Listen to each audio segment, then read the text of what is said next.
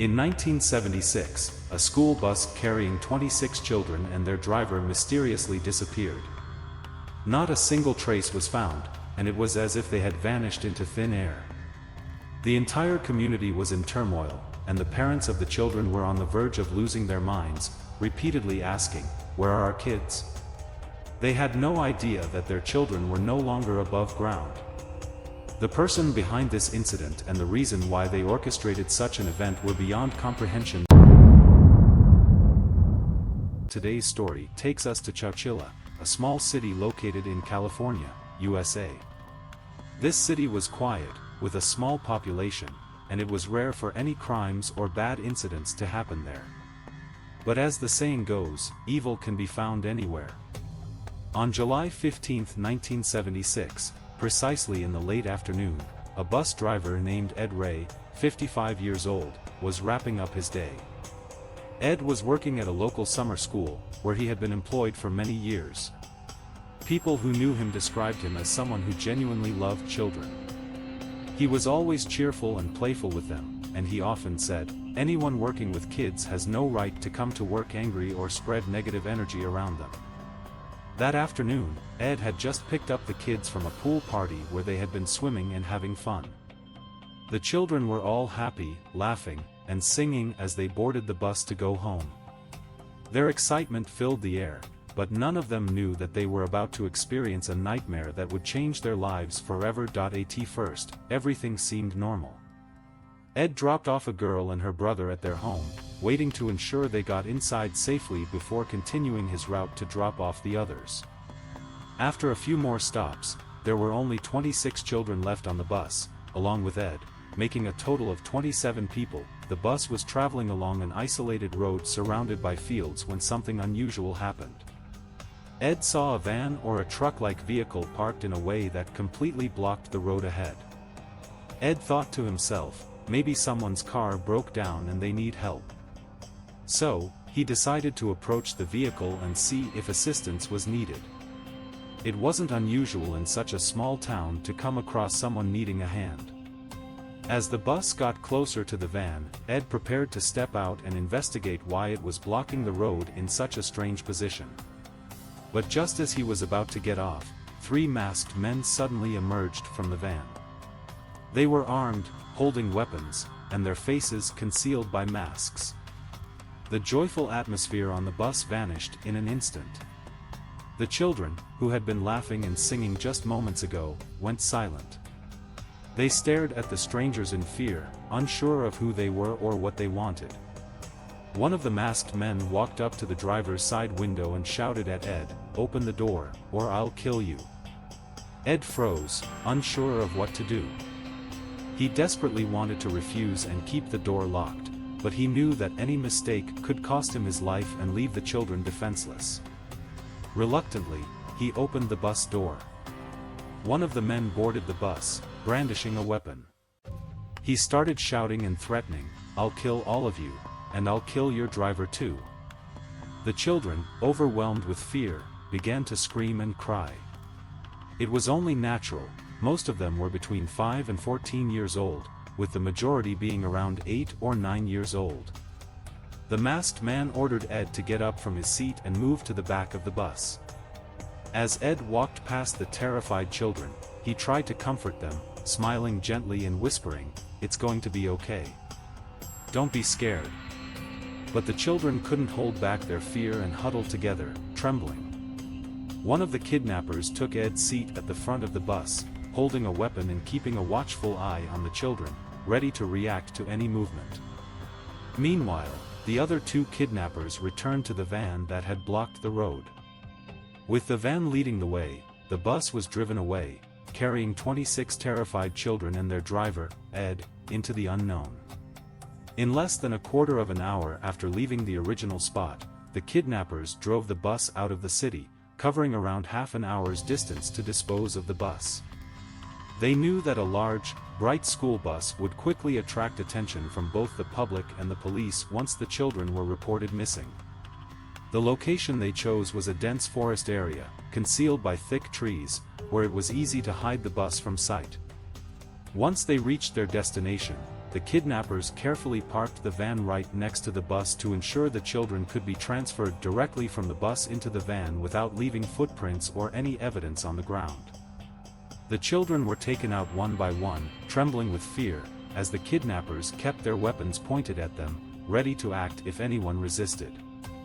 The children, silent and crying, didn't know who these men were or what awaited them. All they knew was that they were heading towards something terrible, possibly death. The two vans, the one used to block the road earlier and the one already at the scene, were prepared in advance for this operation. Inside the vans, everything was covered with black paint, and the windows were boarded up with wood, making it completely dark. Once the children were inside and the doors shut, there was no light, no way to see each other, and no way to escape. The kidnappers divided the children into two groups. 13 children were placed in one van, and the other 13, along with Ed, were placed in the second van. Ed did his best to reassure the kids in his group, who were crying uncontrollably and on the verge of fainting from fear. He kept telling them, "Don't be scared. I'm here with you, and I won't let anything happen to you." But deep down, Ed knew they were in serious trouble. These men were ruthless, capable of kidnapping innocent children, and likely capable of much worse. After transferring the children, one of the kidnappers drove the bus deeper into the forest, hiding it among the tall grass and trees so that no one would be able to find it. Once the bus was concealed, the kidnappers ensured all traces were gone and left the scene. Two of them got into one van, while the third joined the second van. They then set off on an endless journey. For hours and hours, the vans kept moving without stopping. The children inside were hungry, thirsty, and desperate for a bathroom break, but everything was sealed off, leaving them in suffocating conditions. Remember, this was July, a summer month, so the heat inside the vans was unbearable. With little ventilation, the children were gasping for air, crying in silence, and feeling utterly helpless. Some children whispered to Ed, begging for a bathroom break. Ed tried to make them comfortable by telling them to go quietly in the corner if they couldn't hold it any longer. However, many of them were too embarrassed to do so. Ed, sensing their despair, suggested singing a song to lift their spirits. He began singing softly, hoping it would ease their fear, but most of the kids couldn't bring themselves to join in. They were overwhelmed by the darkness and their uncertain fate. The journey lasted 12 excruciating hours, during which the van stopped only once for fuel. The children had no food, no water, no bathroom breaks, and barely any air to breathe. Meanwhile, back in the city, their families were frantic with worry. The children hadn't returned home, and panic was spreading rapidly. Parents were desperate, fearing the worst for their missing kids. Within minutes of the children and the bus driver not arriving home, dozens of frantic calls began pouring into the school. Parents were panicking, demanding to know, where are our children? Where is the bus driver? The school staff was completely confused. Ed, the bus driver, was never late. He was always reliable, picking up and dropping off the children on time. At first, the school staff assumed there might have been a minor issue with the bus, maybe a flat tire or some mechanical trouble.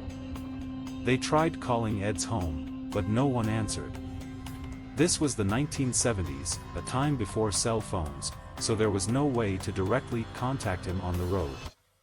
As worry mounted, the school decided to alert the police, officially reporting the bus and the children as missing. Police quickly launched a search operation in Chowchilla. Given that the school bus was large and painted bright yellow, it seemed impossible for it to go unnoticed. Officers scoured every corner of the city but found nothing. Hours passed without any leads. At around 7:30 p.m., 3 hours after the bus had disappeared, a helicopter pilot scanning the area spotted something unusual, a large yellow object hidden among tall grass and trees. He immediately radioed the location to the police. When officers arrived, they confirmed it was the missing bus. The discovery sent shockwaves through the small community. Parents, who were already on edge, were horrified to learn the bus had been abandoned in a remote area, with no sign of their children or the driver. The mystery deepened: who had taken them, and why? The area around the bus was carefully examined, and investigators found tire tracks leading away from the scene. This suggested that the kidnappers had transferred the children and Ed into other vehicles, possibly vans, and driven off. The FBI was quickly called in to assist with the case, given the severity of the situation and the involvement of multiple children. 30 FBI agents joined the search in Chowchilla, but they had little to work with. At this stage, one plausible theory emerged: the kidnapping might be for ransom. The idea of holding the children and driver hostage to demand money seemed likely, but it remained only a theory. No one had contacted the school or the families to make any demands. Meanwhile, back with the kidnappers, the journey continued for 12 grueling hours. The children were exhausted, scared, and suffocating in the cramped, airless vans. Finally, late at night, the vans reached a remote quarry about 160 miles from Chowchilla. The kidnappers had deliberately driven through the night to avoid detection. The quarry was vast and isolated, filled with gravel, stones, and heavy equipment. It was the perfect place to hide their crime. The kidnappers parked the vans, opened the doors, and roughly pulled Ed out first, leaving the terrified children locked inside.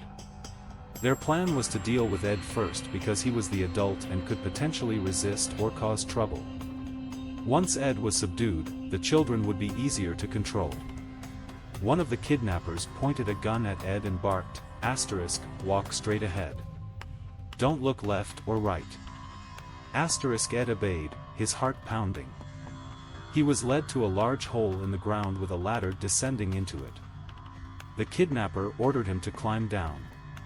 At the bottom of the ladder, Ed found himself in a dimly lit underground room. It was makeshift, built out of an old trailer that had been buried beneath the ground.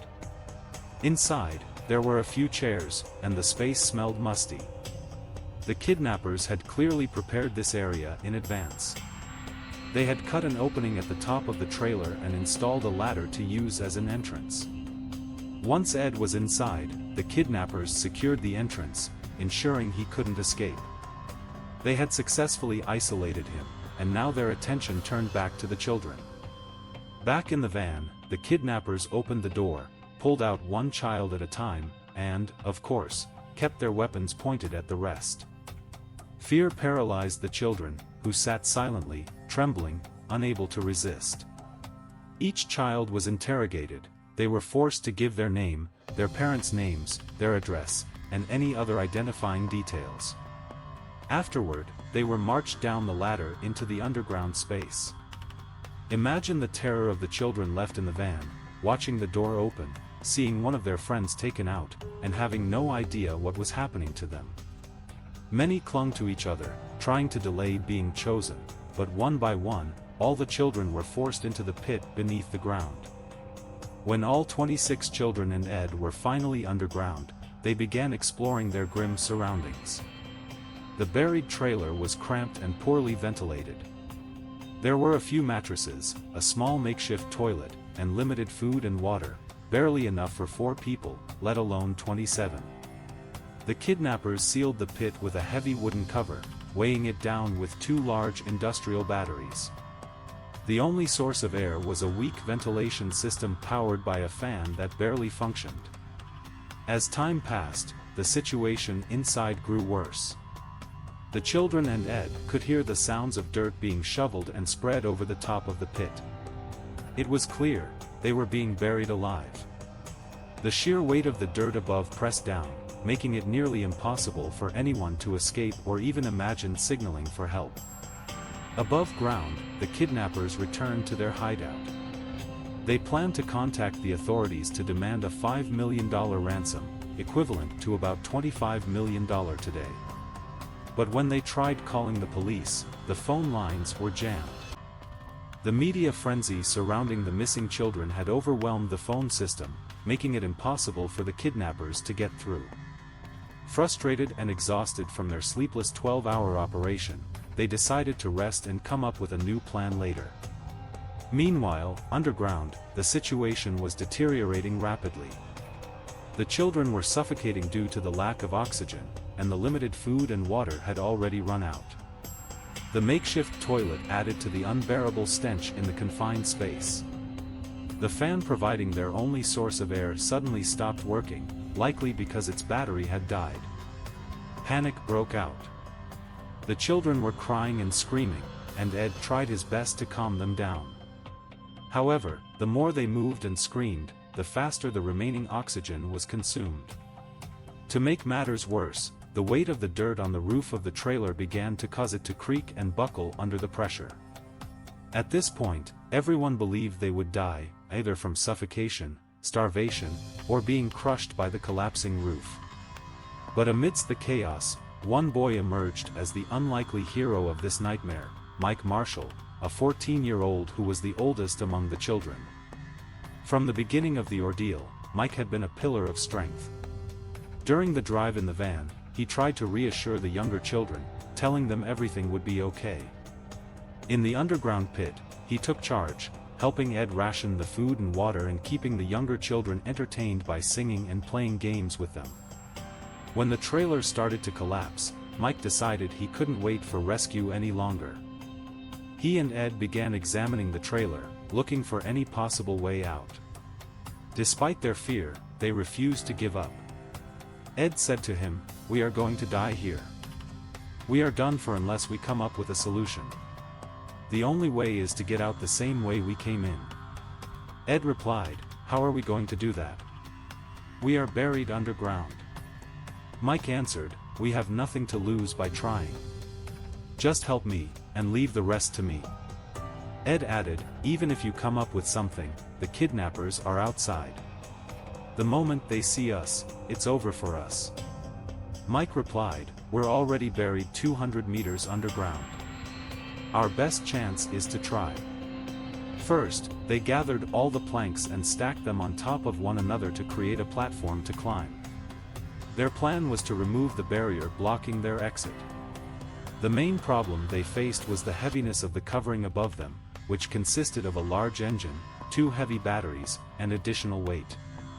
Despite the difficulty, they worked hard to shake it loose, even if just slightly. Finally, they managed to move it a little, which gave them hope that they could completely remove it. Initially, they thought they would only need to push through the barrier to exit the air pocket, but it turned out there was another wooden crate directly above them. After hours of effort, they managed to remove the crate entirely. Those underneath felt hopeful and excited, thinking they were finally escaping this trap. However, their relief was short-lived when Mike climbed up and found another wooden box above them, with no clear way to get through it. Ed gave up and told Mike, "We don't have any tools. How are we going to get out of here?" He suggested going back down and waiting for the 3 other kidnapped individuals to see what they would do. But Mike refused, saying, "There must be a way to get out of here, and I won't stop until I find it so we can all escape together." He added, "Since they've placed this wooden crate here, it means there isn't a thick layer of earth above it because they know wood can't handle heavy weight." Mike began hitting the wood in different places to identify a weak spot. At one point, he struck an area and heard a sound indicating that there wasn't much earth above it. Realizing this might be their way out, Mike and the others started working quickly to break through the wood. Shortly after, they heard the sound of machinery. Mike asked, "Should we head toward that sound?" The others were hesitant and scared, fearing it might be the kidnappers, who could trap them underground again. However, they had no other option and decided to follow the sound. When they arrived at the source, they found a building. They cautiously entered and were greeted by relief when they realized they were no longer underground. Mike said, "We're safe now. Let's get out of here." They found out they were in Chowchilla, California. Once the kidnappers saw the children, they immediately called the police. After a short while, the police arrived. All 26 children and their bus driver were freed. The group was immediately taken to the hospital to ensure no one was injured. They were then given food, clothes, and a chance to rest. For hours later, the police began questioning them about what happened. Eventually, the authorities provided a large bus to take the children to their families. However, some children were too scared to get on the bus, as it reminded them of their terrifying experience. Those who refused to board the bus were taken in cars to reunite with their families. The parents of the children were waiting anxiously outside the police station. When they saw their children, they clapped, cheered, and embraced them with joy. The families were overwhelmed with gratitude that their children had returned safely. Now that the ordeal was over, the authorities shifted their focus to finding the kidnappers. The morning after the children were rescued, July 17, 1976, news outlets reported on the incident, detailing the children's harrowing experience. The kidnappers had demanded a ransom of $5 million but had failed to collect it. It was clear that the effort, planning, and resources they had invested in the crime were wasted. Police began investigating the site where the children were buried. They discovered the buried bus and found evidence that it had been placed there a month earlier, in November 1975. They traced the land ownership to Frederick Woods, a wealthy local businessman. Frederick owned large properties and had many projects in the area. When questioned, Frederick denied any involvement in the crime, arguing that he had no reason to kidnap children since he was already wealthy. Further investigation revealed that Frederick had a 24-year-old son, Fred Woods, who had gone missing. Police questioned workers on Frederick's properties and discovered that 3 individuals, including Frederick's son Fred, had been seen digging in the area where the children were buried. The police strongly suspected Fred Woods and his accomplices of masterminding the kidnapping, especially since Fred had disappeared after the crime. The investigation continued as authorities worked to bring those responsible to justice. The land was owned by Fred's father, who had the resources to participate in such a project and dig the large hole where the children were buried. The police returned to Fred's father and asked him about his son. He replied that Fred didn't have many connections, but he did have 2 close friends. These 2 friends were James Sinfield, 24, and Richard Chinfield, 22. The police went looking for them. They found that James and Richard were from well-off families, similar to Fred's. They had grown up in good conditions, but it was clear that these 3 were involved in the kidnapping. A large-scale search operation was launched, focusing on these 3 individuals as the primary suspects in the kidnapping. Police soon found Richard at his father's house and brought him to the police station for questioning. They quickly located the others. Fred, the mastermind, was found attempting to escape on a private plane. The police were puzzled. These 3 had grown up in comfortable, wealthy families and had no apparent reason to commit such a crime. Why would they do it, especially when they already had money? The answer seemed to be that, after finishing college, they hadn't accomplished much in life. They were offered no support from their parents and were cut off financially, so they resorted to criminal behavior. They started by stealing cars but quickly got caught and bailed out. When they were released, they looked for bigger schemes, inspired by movies about kidnappings. They decided to kidnap children, figuring they could demand high ransoms for them. They specifically targeted a school bus full of children, thinking it would be an easy way to make money. When the police raided their homes, they found documents detailing their plan, including the names and addresses of the children they intended to kidnap. This evidence was enough to put them in jail. The court sentenced them to life imprisonment without the possibility of parole. Fred's brother Richard, at 22, was released in 2012 at the age of 58. His older brother, James, was released in 2015 at 63 years old. Fred, the mastermind, was 24 when he was sentenced but didn't get out until 2022, at the age of 70. While they were living comfortably, one day their lives changed dramatically. Their past, filled with greed and violence, eventually caught up with them. Many of the children who survived the kidnapping were deeply affected by the trauma. Some became drug addicts, while others suffered from psychological disorders. As for the police officer who saved the children, Mike, he eventually became a hero in the story, recounting the events in various interviews. He later participated in the 48 Hours program, where the story of the kidnapping was aired. The program gave viewers an insight into the ordeal, and it continues to be a reminder of the horrific event. As for Ed, the bus driver, he passed away in 2012, aged 91. His passing was marked by a large memorial in California, with many people remembering his bravery during the traumatic event. Thank you for watching. I hope you enjoyed today's story. If you want to uncover more exciting and suspenseful police tales, make sure to subscribe to the best police stories and hit the notification bell to never miss an episode. See you in the next adventure.